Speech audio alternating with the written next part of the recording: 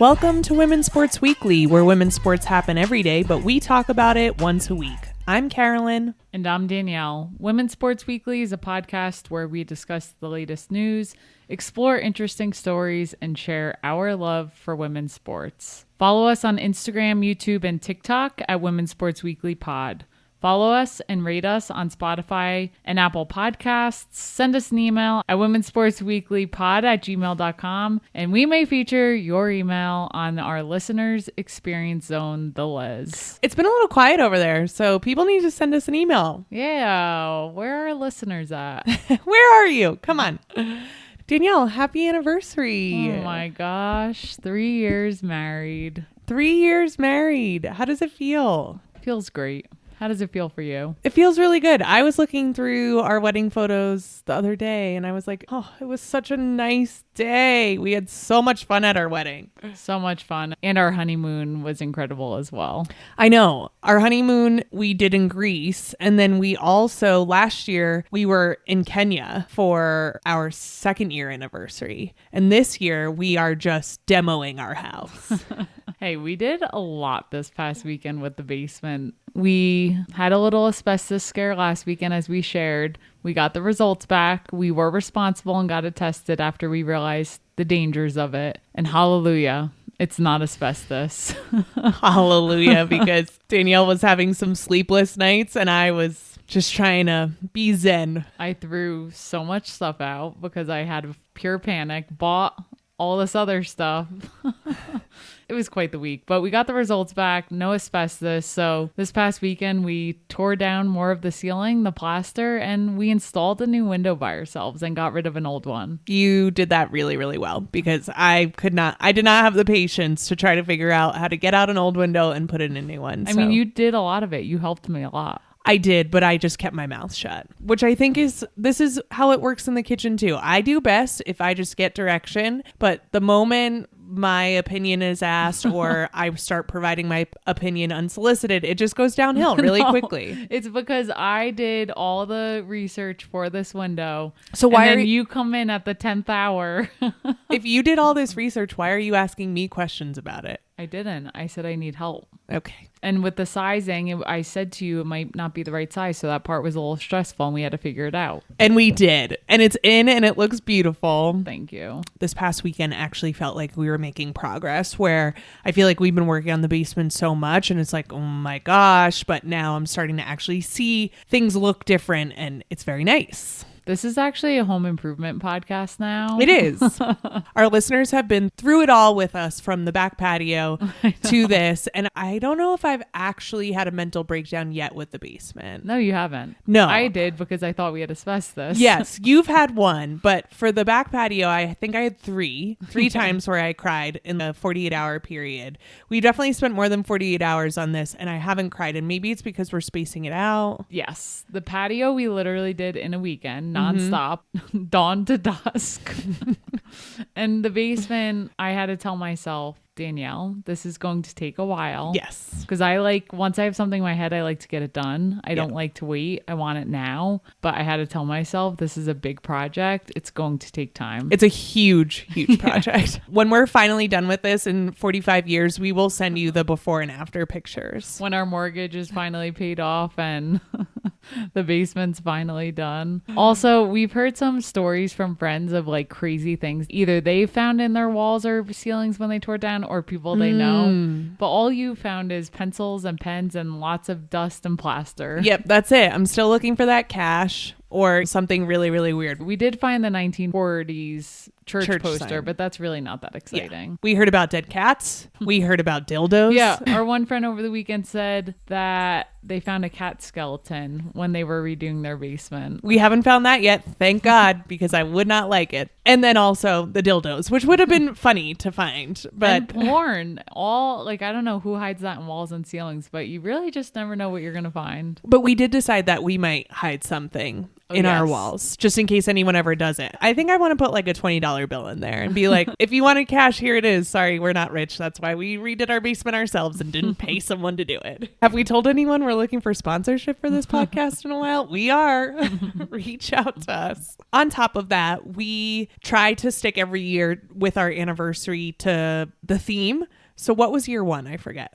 Paper? Yes. Yeah. Year one was paper. I forget what I got you. Oh, did I get you no, I don't know what I got you, but you printed our vows, which was very, very nice. Printed them out in a nice way and framed them. Yes. And I read them a lot because of where they are in our house. It's very nice. Year two was cotton, and we got custom made pants. Yes. Made in Kenya out of cotton, which was cool. And then year three is leather, which we have enough leather things. I didn't want to get you a leather journal, or I just wanted to get you something that you would use. So I expanded it and said just animal stuff.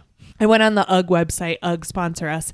I need slippers because you have this new thing where you want to be a house that has indoor shoes and outdoor shoes. Yes, that's my goal. But you choose not to abide by the rules. Well, I just got slippers that are going to be strictly indoor, and they're from UGG, and it's your anniversary gift to me. And this is what usually happens. Yeah, you're so fun to buy gifts for. I am fun to buy gifts for. I'm the easiest person because I tell you exactly what I want. Or you just buy them yourself. I'll even order it for you, and then I'll say, do you want to wrap these for me? Then that happens. And then I asked you, do you want slippers or do you want something else? And then you wanted something else. So I got you a big comfy UGG blanket. It's glorious. It is glorious. There's nothing I love more than sitting on the couch with you watching TV, all cuddled up in a blanket. And this blanket is going to make that so much better. One of my love languages is definitely gift receiving, gift giving. And it's like not mine. That's probably the last on my list for love languages. I don't expect people to surprise me. I don't expect people to know what I want. I like material things. It's the Taurus in me. And so I buy them and I say, here, give this to me. And I'm so happy about it the whole time. I have them on right now. I'll try to hold them up for people on camera. So it was great. And we need to celebrate this upcoming weekend. Yes. Got to go out to dinner. So happy anniversary. Happy anniversary. Love you. I love you too. Should we go for one more? We should. Okay, let's do it. All right, let's get into the highlight reel for this week. Obviously, outside of our home improvement, which I'm starting to say is a sport because, I mean, there's a lot involved. But anyways. I sweat a lot. Yeah.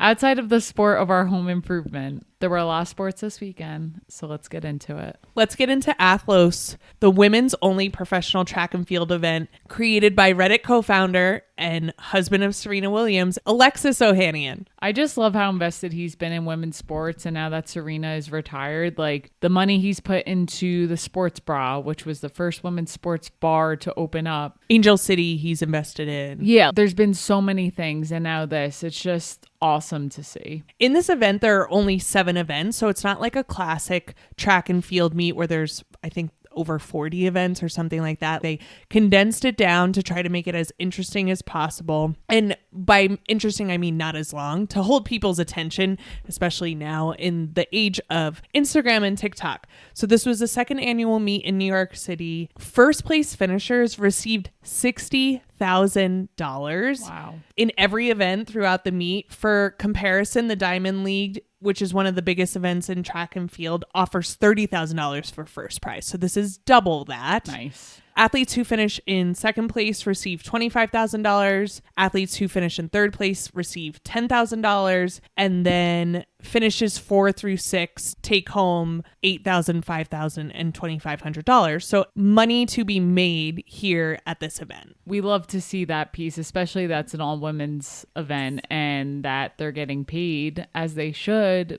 Hopefully people take note of this. Exactly. On top of that, every athlete who participated received 10% of ticket, sponsorship, and broadcast revenue. So getting part of that revenue share, which is very important. And on top of that, when they won, they had Serena Williams crown them with a Tiffany crown, which is just like so absurd. And I love it. Like I mentioned, there's only 7 events: the 100 meter hurdles, long jump, 800 meter, 1 mile run, and then the 200 meter and the 400 meter. The other cool piece about this was that the long jump qualifier was held in Times Square. If you've been there, it's a lot of lights, but it's also so many people. And to have them take over Times Square and to do that was a very cool touch. Yeah, that's amazing. And I saw the Woodalls posting Yes. on TikTok about it. And I just can't imagine. It must have been really fun to be there and do this event. She ended up winning the entire long jump event on the second day when they were in ICANN Stadium,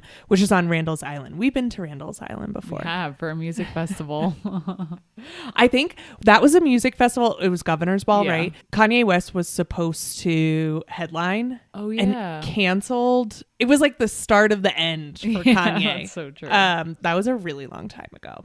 Other winners in this, Kenyan Faith Kipyegon won the mile and ran the fastest mile ever ran in the U.S. That's sick. Also for Athlos, if someone ran a world record, they got $250,000. It didn't happen, but would have been very cool. Everyone had their eyes on Faith Kipyegon, who's been going after that under 4-minute mile. Brittany Brown, who won a bronze medal in the women's 200 meter at the 2024 Paris Olympics, she won the 100 meter and 200 meter race. The 200 meter race included the world's third best time of 21.89 seconds, and she earned herself a cool $120,000 over the weekend. Nice. And 2 custom Tiffany crowns. Love it. She also followed us for a little bit. I don't think she follows us anymore, but she was like our first. Followed us. I don't know. That's sad. I haven't looked it up. Why do you think she unfollowed us? I think she may have, because I was like, oh, she follows us. I'll do what I always do and ask everyone if they'd like to come on and chat on the show. You scared her away. And I think I might have scared her away. Wow. I'm very respectful, everybody. But I love to send a cult email. It works 1 out of every 100 times. I have a 1% chance that it'll work. But anyway, really happy for Brittany Brown. Congratulations on $120,000. She's definitely never talking to us now.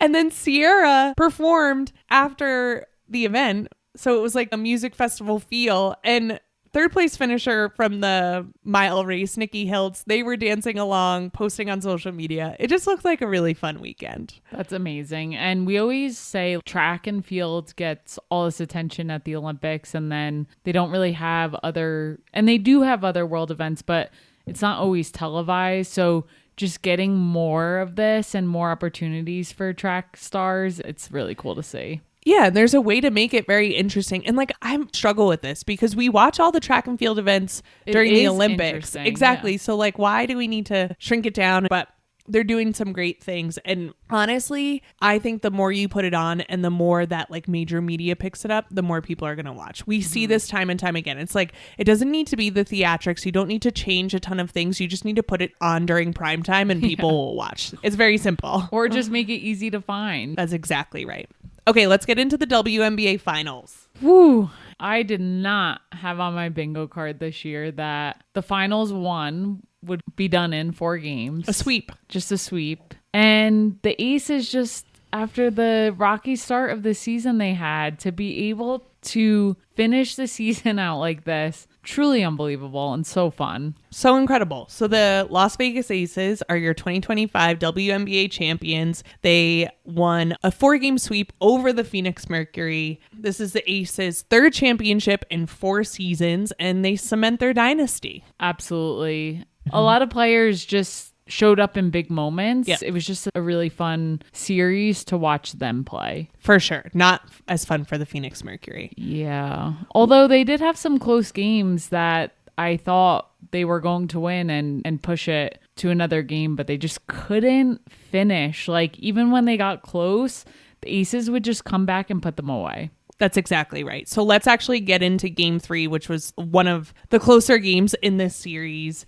The Las Vegas Aces won this game 90-88, and Las Vegas was up 76-59 entering the 4th quarter. I thought it was going to be a blowout. The turning point was actually when Satu Sabali got hurt, which was a scary fall. It was like she hit a leg of, I think it was Kirsten Bell. Yeah, it looked like her neck got twisted a weird way or pushed in and her head smacked and she had a concussion after that. Yeah. And they tried to lift her off the ground after a few minutes and she could barely walk. It was scary to watch on TV. Definitely. I hope she's okay. We didn't see her at game 4, which I did not like, but I'm like, she's probably in a dark room somewhere following some concussion protocol. But head injuries are just the freaking worst, and they can have a really long-term effect on your body and your brain and the rest of your life. So hoping that Satu Sabli is okay. When Satu went out at first, I was like, oh, they're screwed. Like, this game is really going to be over. But Rebecca Lobo and Ryan Rucco were saying it, like, sometimes teams respond in moments like this, and the Mercury definitely responded in that moment. That happened with 4 minutes and 26 seconds left in the fourth quarter, and the Mercury were able to close the gap 84-83 with 3 minutes and 6 seconds left, and that was mostly due to Kalia Copper. She went on an 11-0 run by herself. DeWanna Bonner comes and hits a huge 3-pointer. She then has 2 free throws and makes them both to tie it up at 88 with a minute left. But the last shot came down to A'ja Wilson on the Las Vegas Aces. The fact that she made this shot, like, everyone knew it was going to her. Obviously, she's the MVP. When she gets the ball in her hands, not one, but 2 people, Alyssa Thomas and DeWanna Bonner, run at her, hands in her face, and A'ja, cool as a cucumber, rises up, turnaround jumper, shoots the ball, literally a turnaround jumper, rises up, shoots the ball, and it goes in. That is an incredibly difficult shot to hit. Yep. Truly amazing. I just love her number's 22, and it was in 2.2 seconds left on the clock after she made it. It's just, of all people, I'm so happy she was the one to hit that shot, because just the season she's been having, I feel like that was just the cherry on top. Do you think DeWanna and Alyssa Thomas framed that photo as a couple's photo of them two? Why don't you ask them? Oh, there's one person I actually don't mess with anyone in the WNBA, but number 1 on my list is Alyssa Thomas. Nope, not scrapping with her ever. Yeah, no. Good idea. So as we mentioned, the Aces win this third game. A'ja Wilson finishes with 34 points and the game winner. And Phoenix actually had a good shot at the end. Yes. Which I was like, whoa, that was crazy. They almost tied it. Yes. So then we go on to game 4. And after game 3, I think everyone in the WNBA world was like, this is over. Yeah. I definitely thought that. We thought maybe Las Vegas might give them a gentleman's sweep, throw a game so that they can go and win in Las Vegas. But I just think that's bad juju to do that. Yeah. I did not think that was going to happen. And they didn't. They came out in game 4 and won 97-86. The Mercury tried to make it close at one point. The Aces led 76-62 going into the fourth quarter. The Mercury made a 8-0 run to cut the deficit to 6 with 7 minutes and 56 seconds left, but that was the closest they got the entire game. Yeah, it was rough. And the tension in the gym, wow. Mm-hmm. The gym. I just feel like in the arena, both teams were getting chippy. And I turned to you several times. I was like, I literally just want this game to end, because if I see one more person get hurt, I'm going to lose it. I just don't want to see anyone get hurt. I just want this game to be over. It just got messy. Yeah. Alyssa Thomas went into a hard screen on Jewel Lloyd. Oof. Jewel Lloyd was setting the screen, and you could tell Alyssa Thomas hurt her shoulder so badly. She goes into halftime where, like, she has to be done. She comes back out. It's like kinesio taped up, but I'm like, I think that thing needs a little bit more than kinesio tape. It was like hanging down by her side. She continues to play. She was definitely playing on an injured hand, but you could just tell it was not okay. And I was like, this poor person has made it into the finals again and didn't even win a game. And I really feel bad for Alyssa Thomas. And at the same time, the Phoenix Mercury just blew it. Yeah, I'm going to go back to it being chippy, though. And Alyssa Thomas is on the list for this one, because at one point, Chelsea Gray threw a pass to A'ja, and it was in the middle of the key, and Alyssa Thomas went for it, but it was one of those moments you should have just put your hands up. It was dangerous. And she took A'ja out, and Chelsea Gray actually lost her mind on her. I'm surprised. I don't even remember if anyone got technical in that moment, but they were going at it. And then later on in the game, the Phoenix Mercury coach gets in the ref's face and he gets thrown out of the game, which I thought was a little crazy. It was just, I'm just happy. Happy everyone. They all got out of there. But I guess to your point, Alyssa Thomas, her shoulder, hopefully she can rehab now that they're done. Yeah, for sure. And like you mentioned, Mercury head coach Nate Tibbetts was ejected in the third quarter after receiving 2 technical fouls. The announcers were like, that second one should not have been a technical foul. He didn't touch her. He was close to her face. They kept replaying it to show that he didn't touch her, and I was like, this still looks horrible. Watching it in slow motion was making me cringe so bad. It was kind of like when Travis Kelce got in Andy Reid's face at the Super Bowl. Yes, it was like that. Where it's like, oh my God. And I was like, I can't watch this again. Please make it stop. There was just a ton of frustration. Dewana Bonner got a technical foul. Kalia Copper fouled out and then got a technical foul. And it was just like, yeah, this is what happens when you're a competitor and you just get your ass whooped. Yeah. So, yeah, the game needed to end. Yep. A couple of highlights on the Aces side. So, Asia Wilson had 31 points and 9 rebounds. Chelsea Gray and Jackie Young each had 18 points. And then there were 5 players across the Aces who scored in double figures. So just an amazing game 4 for them to take it home. I was really happy for them. Yeah, as much as it stinks to have a sweep, the Aces are such a fun team and they deserved it. And game 1 and game 3 were close. It's not the series that you want, but it was still amazing to watch the Aces win. Agree. So then we get to the trophy ceremony. Oof. Commissioner Kathy Engelbert comes on the mic. I don't know why I wasn't expecting it, but I wasn't expecting it. The boos were so loud every time she spoke. I've already talked about how watching her press conference last week made me so uncomfortable. Somehow the booing while she sat up there talking made me more uncomfortable. And she just smiled and talked through it. I know, but you could tell behind her eyes. Well, I know she was not okay. I know that. She was putting on a front. And this is the thing. Is it valid that people are booing her? Yes. Again, I'm not on Kathy's side, but it just made me cringe so hard. And I do think it's okay to be like, that was really difficult to watch. But we're not going to spend a ton of time talking about it. So she gives a trophy to Asia, the MVP trophy to Asia. And Asia doesn't even look at her. She gets like a side hug from Kathy and she just goes and celebrates. And that's what I kind of want to get into, the Aces celebrations. Yeah. The celebrations when teams win are my absolute favorite, and the Aces are really freaking good at their celebrations. I just love that they all get goggles and spray champagne everywhere. And the things I would do to be on a championship WNBA team and be a part of that celebration, maybe in another lifetime. What would you do? I would just be so pumped. No, you would said the things I would do. What would you like give up? I don't know. I do love my life. Your perfect 3-year marriage to Bay? Absolutely not. I would never give that up. Don't even say that. Okay. I'm glad to hear that. The Aces were getting absolutely drunk. I love that Asia Wilson is like this perfect balance between being the best player in the world and also she knows how to throw down. Yeah. She had her pink tambourine out. Yes. And was letting that thing fly during the post-game press conferences. She was with her boyfriend, Bam. They're so cute together. They are incredibly cute. And he was like, you smell like beer. And she was like, get it together.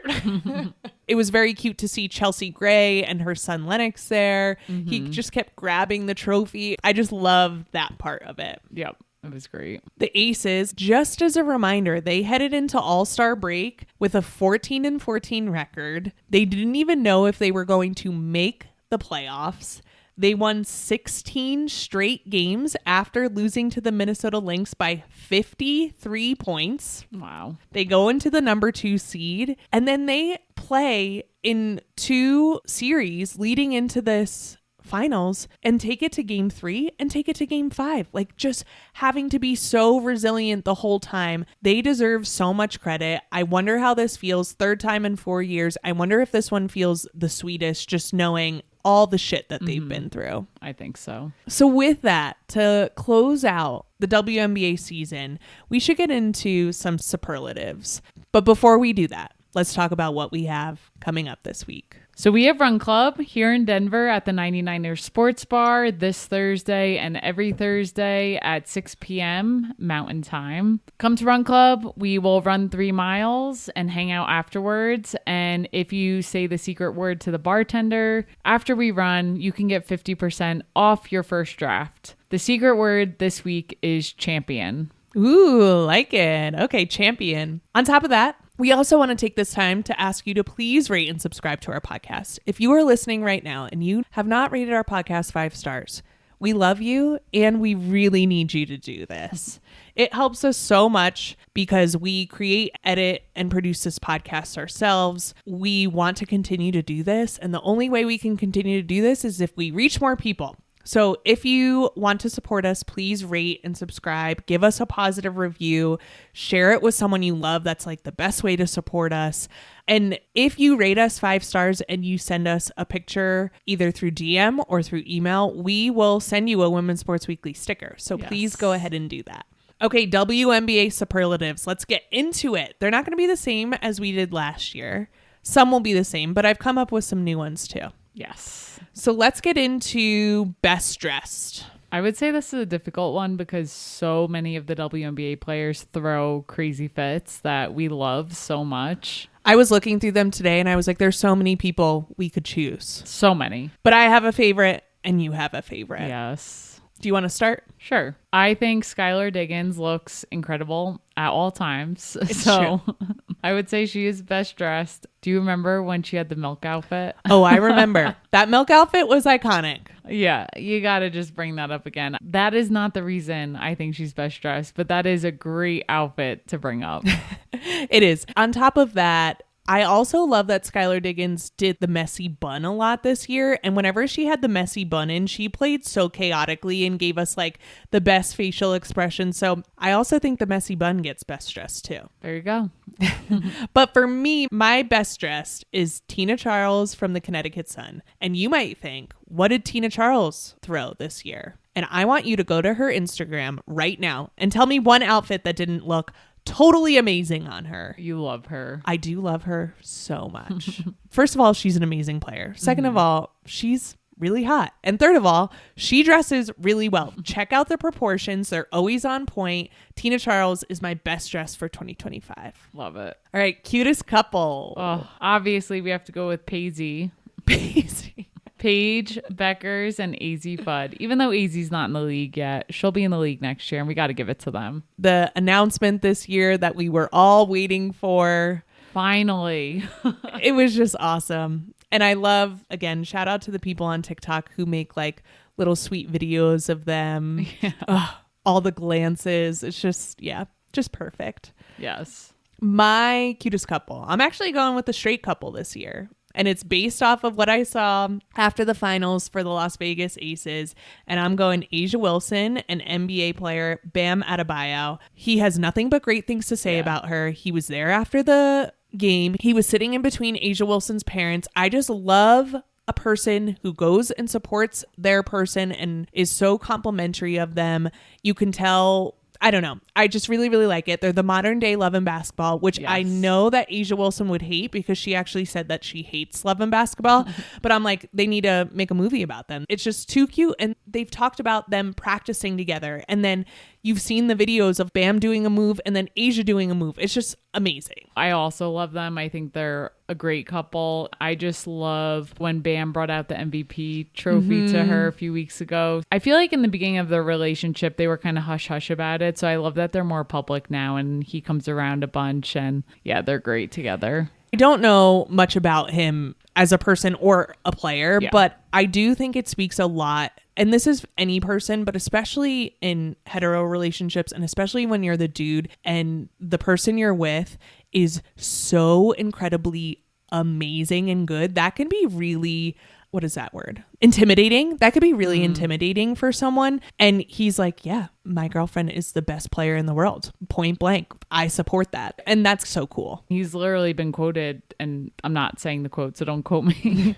but something about how nothing makes him happier than to see her succeed. And he wants people to know how good she is. Again, it was around those words, but anyways, I think they're awesome. All right, let's get into a new one this year. I'm calling it the comeback kid. We got 2 of them here. First one, NaLyssa Smith. Yeah. NaLyssa Smith went from being on one of the worst teams on the Dallas Wings with her girlfriend, Dejanay Carrington, who also, honorable mention, best couple. She was also there on a broken foot or a casted up pink foot and made it to the finals game. So shout out to Dejanay Carrington. But NaLyssa Smith was on the Dallas Wings, finds her way to the Las Vegas Aces and fits in incredibly, makes a huge impact on the team and literally went from being on Dallas and having Asia Wilson playing against Dallas and giving her pointers to then going and playing on the team and just having an incredible impact to win her first WNBA championship.